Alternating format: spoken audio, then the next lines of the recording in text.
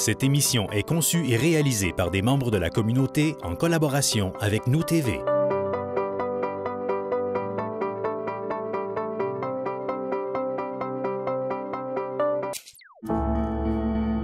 Cette émission vous est présentée en partenariat avec la Société d'histoire du Lac-Saint-Jean, dont les services mettent en valeur le patrimoine et le territoire dans une perspective d'apprentissage collectif. Bonne émission! Mémoire de lieu est rendu possible grâce à la participation financière de la résidence funéraire Lac-Saint-Jean, propriété exclusive des gens du milieu qui accompagne et soutient les familles des gens endeuillés depuis plus de 3 décennies avec respect et compassion.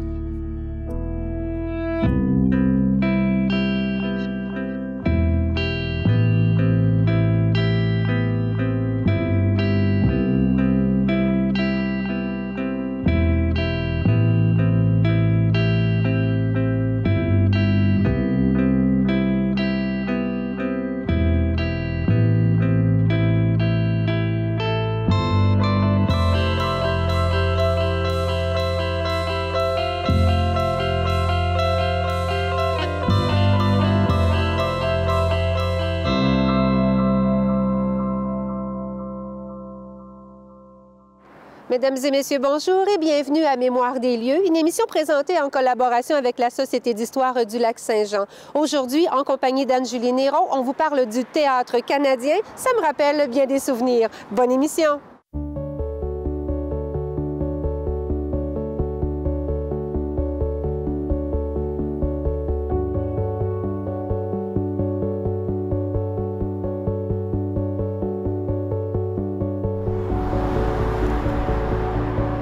Anne-Julie, nous sommes devant le théâtre canadien. C'est important de dire théâtre car à l'époque, on ne présentait pas que des films de cinéma. Effectivement, on l'appelait théâtre, les lieux où on présentait des films, mais également des concerts. Donc, c'était le cas ici. Là. Il y avait différentes organisations qui présentaient des concerts à différents moments là, dans l'année. Donc, c'était aussi présenté dans la même salle. En 1951, d'ailleurs, il y a Luis Mariano qui est venu faire une prestation ici. Ça devait être un spectacle de toute une envergure quand même. C'est vraiment spectaculaire de voir qu'il y avait des invités de marque à ce point. Plusieurs films ont été présentés ici et on parle dans un quartier qui était prisé à l'époque. Aujourd'hui, c'est quand même relativement calme au niveau commerce, mais à l'époque, on peut vraiment dire que c'était le quartier chaud. Bien, en fait, est-ce qu'on peut dire que c'est le quartier chaud? On peut dire que c'était le prolongement du centre-ville d'Alma. Donc, c'était la rue Saint-Joseph qui se prolongeait.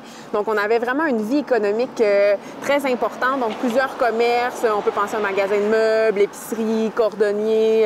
Et il y avait également un peu plus haut l'hôtel de ville de nos villes et l'église. Donc, c'était vraiment un lieu où il y avait beaucoup de gens sur la rue. Et la vie nocturne aussi était très effervescente. On avait l'hôtel Royal qui était juste en face, différents bars et restaurants, entre autres le Café de la Rose qui était situé à côté, dont plusieurs personnes se rappellent. Donc, c'était vraiment un milieu de vie économique, culturel, très important. Il y avait beaucoup de gens là, qui passaient ici dans ce qui était à l'époque la rue Saint-Joseph. Exactement. Et le coût d'entrée pour à l'époque, c'était 40 sous. Donc, il n'y avait aucune raison de ne pas aller au cinéma. Effectivement, donc en 1947, au moment de l'ouverture du théâtre canadien, ça coûte 40 sous l'entrée et c'est donc une activité qui est accessible. Il y a des films qui sont présentés tous les jours de la semaine. Le jour le plus achalandé est le dimanche parce que c'est un jour où les gens ont beaucoup de temps pour les loisirs. Donc, c'était une belle activité à faire. Et d'ailleurs, les gens du théâtre canadien avaient le slogan parfait pour dire aux gens de venir au théâtre. Absolument, on disait « Venez au théâtre, profitez de la vie ».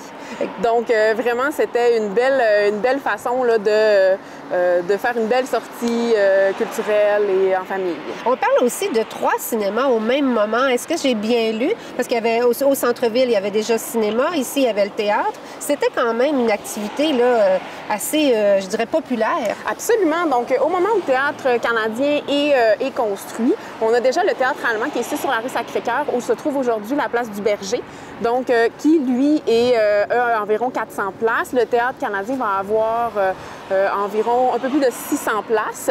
Et dans les années 70, là, il y a un autre cinéma qui va être ouvert. Donc, effectivement, on va avoir 3 cinémas. Puis, c'est seulement au début des années 1980 qu'on va avoir le cinéma du complexe qu'on a encore aujourd'hui. Et quand c'était le Théâtre canadien, on faisait quand même une belle place au cinéma québécois. Je lisais dans les archives que c'était presque un festival parce qu'on présentait et des films québécois et des films d'ailleurs. Bien, en fait, ça dépend toujours des périodes. Il y a eu même des moments où on présentait des films japonais. Donc, à la fin de l'histoire du théâtre canadien, dans les années 80, on est allé vers le cinéma de répertoire.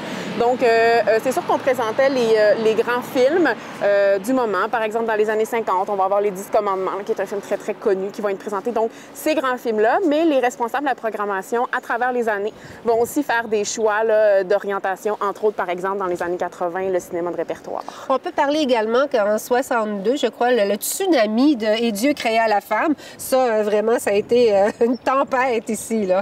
Absolument. Donc, c'est un film de 1956 qui met en vedette Brigitte Bardot dans un personnage d'une femme à la vie sexuelle assumée, une femme libre.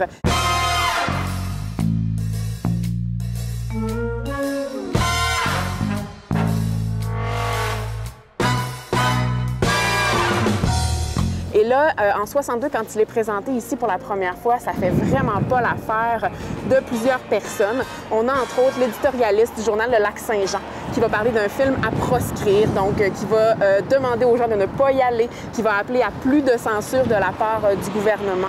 Il va y avoir des manifestations pour empêcher les gens d'entrer dans le cinéma, dans le théâtre, donc pour ne pas qu'ils voient ce film. L'ensemble des curés ici à Alma vont dire à leurs fidèles de ne pas y aller. C'est très important pour eux, surtout pas les jeunes, surtout empêcher les jeunes d'être en contact avec cette production-là. Et donc, vraiment, ça va faire toute une histoire. C'est un film qui a vraiment... Il y avait une cote à l'époque, une cote morale, donc on donnait sur les films, un peu comme aujourd'hui, 13 ans et plus, par exemple. Donc, celui-là va avoir la cote la plus sévère. Il y a plusieurs offices catholiques de films en France, en Belgique, au Canada, qui vont vraiment dire « allez pas voir ce film-là ». Donc, vraiment, on déplore son existence. Il va y avoir ici sur place une présence policière pendant les manifestations. Donc, vraiment toute une histoire pour la projection du film « Et Dieu créa la femme ». Je ne sais pas si Roger Vadim, à l'époque, s'était douté d'une telle protestation, mais ceci dit, c'était parlez-en bien, parlez-en mal, mais parlez-en. C'était provocateur parce qu'en fait, dans le titre « Et Dieu créa la femme », on mentionne quand même Dieu. Donc, justement, c'est un des éléments qu'on a dans plusieurs articles, notamment l'éditorialiste du journal Lac-Saint-Jean, qui dit que c'est blasphématoire de parler de Dieu dans un film où, en fait, on parle beaucoup plus de sexualité. Exactement. Ce théâtre-là, donc, jusqu'en 85, il a été en opération et ensuite, eh bien, il a été transformé. Absolument. À la fin des années 80, donc, le théâtre cesse ses activités et il est par la suite transformé en immeuble à logement. Immeuble à logement où on peut quand même retrouver aussi l'architecture. On n'a pas trop massacré, entre guillemets, l'architecture. On passe encore en avant du Théâtre canadien. Quand on vient d'Alma, on sait qu'on passe devant le Théâtre canadien. On reconnaît la façade, effectivement. Exactement. Bien, justement, parlant de façade, Anne-Julie, on va se déplacer un peu et on va aller parler de l'architecture de ce théâtre-là parce qu'il y a quand même des faits à noter, une époque à souligner.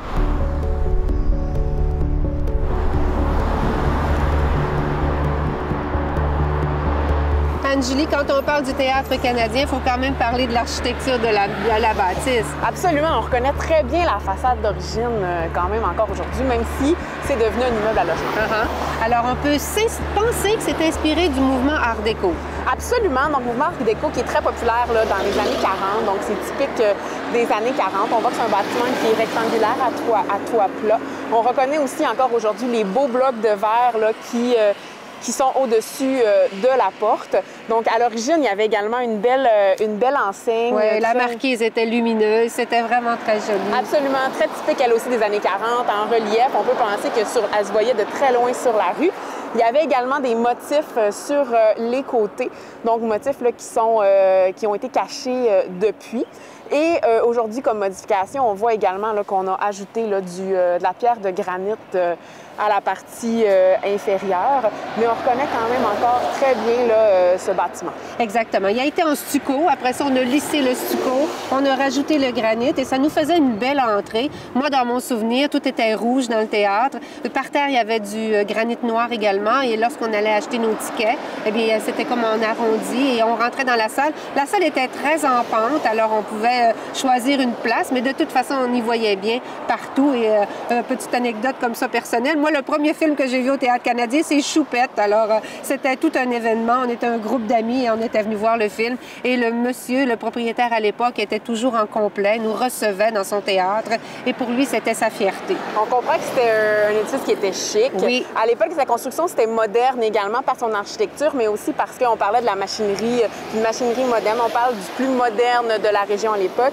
Également parce qu'il y avait l'air conditionné, là, donc à la fin des années 40, c'était quand même un élément qui était à noter. Exactement, vous avez tout à fait raison. C'est maintenant un immeuble à logement et on n'a quand même pas tant dénaturé la devanture. On a comme adapté là, les côtés. On ne peut pas définir que c'est le style art déco. On peut dire que c'est une inspiration. Oui, absolument. On constate que c'est de l'inspiration art déco. On n'a pas d'informations sur l'architecte qui nous dit oui, c'est art déco. Mais considérant que c'est un bâtiment qui a été construit dans les années 40, c'est très à la mode à l'époque. Donc, on peut vraiment penser là, que c'est inspiré du mouvement. Il n'y en a pas d'ailleurs beaucoup des bâtiments comme celui-là dans notre secteur. Donc, c'est quand même là, un élément qui est à conserver. Si on recule et on se replace dans les années 40 et on revoit ici ce quartier où il y avait l'Hôtel Royal, où c'était quand même assez populaire, merci, les bars aux alentours, les restaurants, on peut penser que c'était très chic. Oui, mais comme vous dites que l'intérieur était assez chic, c'est sûr que c'était quand même un lieu qui était accessible à tous. Donc, c'était pas un lieu qui était chic du style élitiste. Oui. Mais on constate qu'à l'époque, venir au théâtre, venir au cinéma, c'était une activité qui était pour les jours où on a envie quand même de profiter de la vie, d'un beau moment. Alors, on devrait s'en inspirer et encore remplir les salles de cinéma aujourd'hui. Mais Angélie, merci beaucoup. Et on se remémore quelques souvenirs avec ce beau théâtre canadien qui était donc un bel endroit. Merci. Absolument, merci.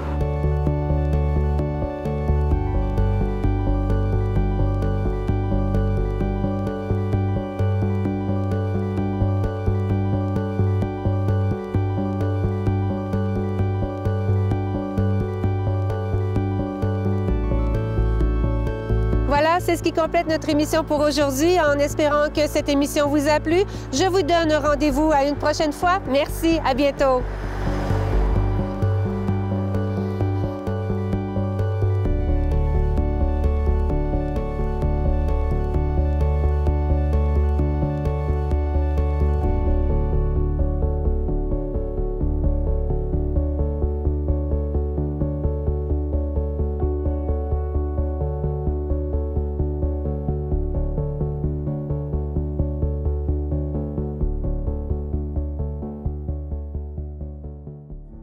L'expertise et le leadership de la Société d'histoire du Lac-Saint-Jean permettent à la collectivité de bâtir son avenir en intégrant son patrimoine et sa culture. La Société d'histoire du Lac-Saint-Jean est fière de vous avoir présenté l'émission Mémoire de lieu. La résidence funéraire Lac-Saint-Jean, propriété exclusive des gens du milieu, qui accompagne et soutient les familles des gens endeuillés depuis plus de 3 décennies, avec respect et compassion, est fière de vous avoir présenté Mémoire de lieu.